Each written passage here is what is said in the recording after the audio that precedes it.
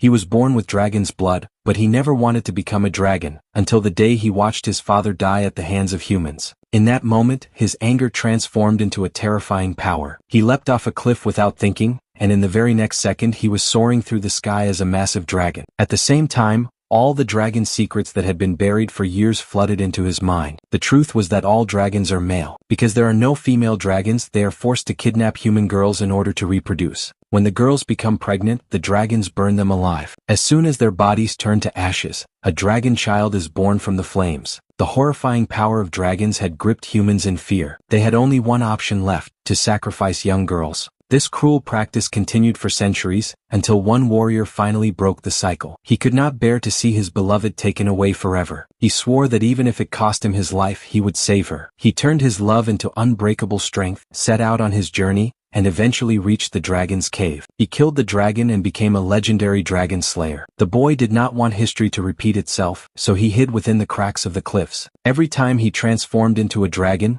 the narrow spaces trapped him and prevented him from coming out. For years, no dragon was seen. Humans slowly began to forget about dragons, and the ritual of offering sacrifices gradually transformed into a wedding ceremony. The princess would lie in a boat wearing her most beautiful clothes. A rope was tied to one end of the boat, while her fiancé stood on the other shore. The descendant of the dragon slayer would pull the rope. Drunk with happiness, he asked everyone to sing the dragon song to celebrate his wedding. He believed that dragons had long been wiped out. He had no idea that a dragon's pride does not tolerate mockery. At that very moment, the oil lamp placed beside the princess suddenly went out. The sky turned black and fierce winds began to blow. Against his will, he transformed into a dragon. He abducts the king's granddaughter, Miroslava. Everyone watches in horror, unable to believe what is happening. No one, not even Igor, has the power to stop it. Igor stands there helpless, because he possesses no special ability that could challenge a dragon. The massive dragon flies away, carrying Miroslava high above the skies, and leaves her on a lonely, desolate island. The place is shrouded in profound darkness. The island itself seems cursed, its landscape formed from the gigantic skeleton of an ancient dragon. Enormous ribs rise like twisted trees, and massive bones lie scattered everywhere. There is no clear path of escape. No one can flee from such a place. Miroslava is terrified and heartbroken. In the midst of her fear, she notices a boy on the island. Gathering her courage, she approaches him and asks, "Who are you? What is your name?" The boy remains silent. He does not answer her. In fact, he does not even know his own name. He looks confused, distant, as though he has been there since childhood, abandoned and forgotten. Miroslava feels pity for him. Since he has no name, she decides to give him one. She calls him Armin. They begin to speak to each other, slowly breaking the silence of the island. But suddenly, a horrifying dragon appears before them. The ground trembles beneath its weight. Miroslava freezes in fear and tightly shuts her eyes. When she finally gathers the courage to open them again, Armin is nowhere to be seen. Instead, strange, mysterious little creatures surround her. They look unnatural and eerie, watching her with curious, unsettling expressions. Miroslava feels disturbed and overwhelmed. Tears fill her eyes as she assumes that the dragon must have taken Armin away. In her frustration and despair, she begins throwing stones around her. One of the stones strikes a massive skeletal bone, causing it to collapse. As it falls, it accidentally clears a hidden path leading to the opposite side of the island. Seeing this, Miroslava immediately starts moving toward that path, hoping it might lead to freedom. But before she can go far, the dragon appears again, blocking her way. It attempts to attack her. Miroslava quickly moves aside, barely saving herself. Below the rocky ground, there is a vast stretch of water crashing against the island's edge. At that moment, Armin appears. He is accompanied by one of the same mysterious creatures she saw earlier. The creature seems ready to attack Miroslava, but Armin commands it to stop. Instantly, the creature obeys him without hesitation. Miroslava's heart fills with suspicion and fear. How can he control these creatures? Is Armin himself a dragon? Suddenly, Miroslava stumbles and begins to fall from the rocky edge. In that very instant, Armin transforms into a dragon. With powerful wings, he rushes forward and catches her before she can plunge into the water below. However, he cannot fully control his transformation. Losing balance and strength, both of them fall into the water together. Miroslava struggles to her feet and begins screaming for help. Armin, now back in human form, lies unconscious. In her panic, she lifts a rock and starts hitting him, thinking he might attack her again. But then realization dawns upon her. He fell while saving her. He protected her. He might not be a cruel dragon after all. Seeing him unconscious in the water, she pulls him out with great effort. In that moment, it becomes clear. They have both saved each other's lives. As she brings him back to the island, Armin begins transforming into a dragon again, but he quickly loses consciousness and reverts to human form. He has exhausted all his energy. The next morning, Miroslava decides she cannot stay there any longer. I will escape, she tells herself, but that very day, a violent storm erupts. Thunder roars, lightning tears across the sky, and the sea becomes wild and unforgiving. Escape becomes impossible. Night falls. Miroslava carefully treats Armin's wounds using herbs she finds on the island. She cleans his injuries and bandages him gently. That night, she dreams of Igor coming to rescue her. In her dream, Igor holds her tightly and she feels safe again. She truly longs to return home. But when she wakes up, it is not Igor beside her. It is Armin. He softly tells her, "Calm down. You are safe with me." Days pass. Slowly, trust begins to grow between them. Their fear fades into understanding. They become true friends. They play together, swim in the clear waters, and run freely across the island. Laughter replaces silence. Yet one day, Armin grows troubled. He thinks to himself, she trusts me. But what if the beast inside me awakens someday and harms her? So he decides to tell Miroslava the truth. My father was a dragon, he confesses. He wanted me to live as a dragon, but I wished to live as a human. I wanted to live peacefully among people. I refused to become what he was. One day while he was playing, he witnessed something horrifying. A human warrior arrived and killed his father before his very eyes. That warrior was none other than Igor's grandfather, the legendary dragon slayer.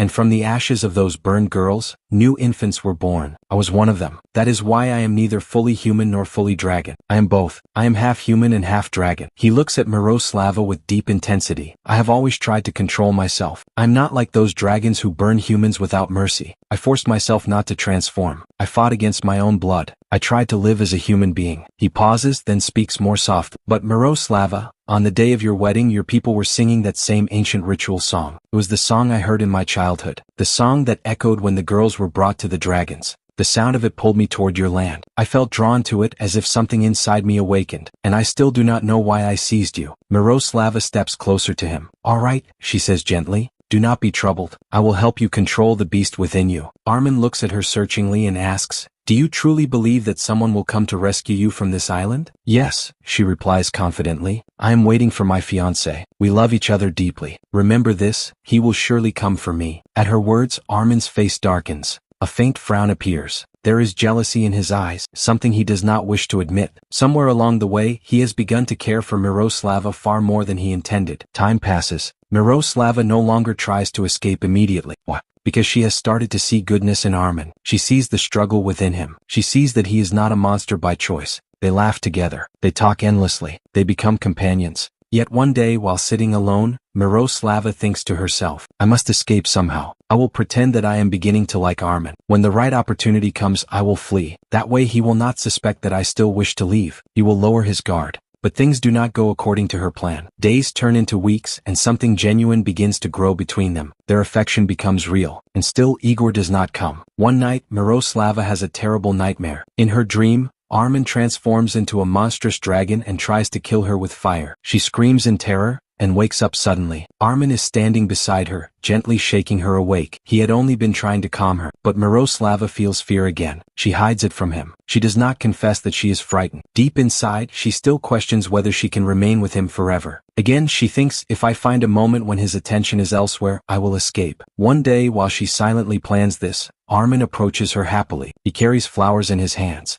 I have decided, he tells her sincerely, I will become a gentleman. I will not transform again. I will master my dragon forever. He smiles, unaware of her thoughts. But when he realizes that Miroslava still wishes to return home and does not fully trust him, his heart shatters. The flowers fall from his hands. Do whatever you wish, he says painfully. If you want to leave, then go. I will not force you to stay. With that, he storms into the cave in anger and grief. Whenever he feels deep sorrow or rage, his dragon side begins to surface. Yet even in that state, he does not want to harm her. Miroslava feels ashamed. Forgive me, she whispers. I did not trust you. She realizes her mistake. Armin had struggled to control his beast for her sake, and she had deceived him. If she truly wished to leave, she should have spoken honestly. Instead, she wounded his heart. Now Armin distances himself from her. It is too late, he says coldly. I struggled for so long to control this beast, but your doubt has weakened me. Now my dragon is no longer fully under my control. I have lost everything. Broken and helpless, Miroslava leaves the island in a small boat. Her heart feels unbearably heavy. Meanwhile, on the sea, Igor and his brother have been searching for Miroslava for years. The island had been enchanted, hidden from ordinary sight, which is why they could never find her before. But now the truth about Igor is revealed. He never truly loved Miroslava. He only desired to marry the king's granddaughter for power and status. He is cowardly by nature. "Brother," Igor whispers nervously, "I am afraid. Perhaps we should return." His words reveal that he cares little whether Miroslava lives or dies. His brother looks at him in disgust. "What a coward you are.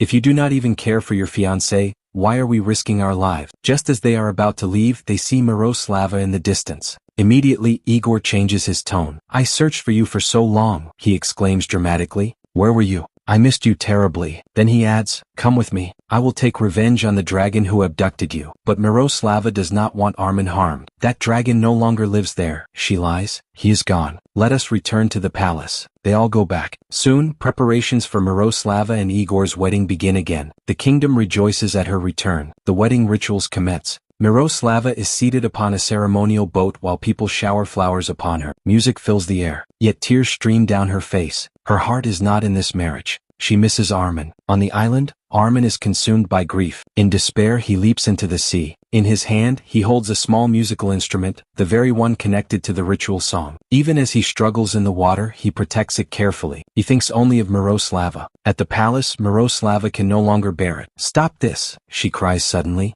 "This is wrong. I do not love Igor. I love the dragon. I cannot live without him." The entire gathering is stunned. Igor is more shocked than anyone. Miroslava begins to sing the ancient ritual song, the same song that once drew Armin to her. At first, nothing happens. Fear grips her heart. She thinks perhaps Armin has ended his life. Then the sky begins to change. Dark clouds gather. The wind rises. A great black dragon appears in the sky. It is Armin. He descends and takes Miroslava away before anyone can react. Miroslava feels overwhelming joy. Igor is too frightened to step forward. Only when the dragon is already flying away does he pretend to charge forward heroically. His brother strikes him and says sharply, "Stop pretending. Let her go. You never deserved her." The dragon carries Miroslava back to the island, but Armin's control is slipping. His dragon instincts overwhelm him. He prepares to breathe fire upon her, as dragons once did to the girls brought as sacrifices. Flames gather in his throat, but Miroslava stands firm. "I love you," she says boldly. Even in this form, Armin freezes in shock. Even now, with his terrifying appearance, she does not run. "Whether you burn me or keep me with you forever, I will not leave. I truly love you."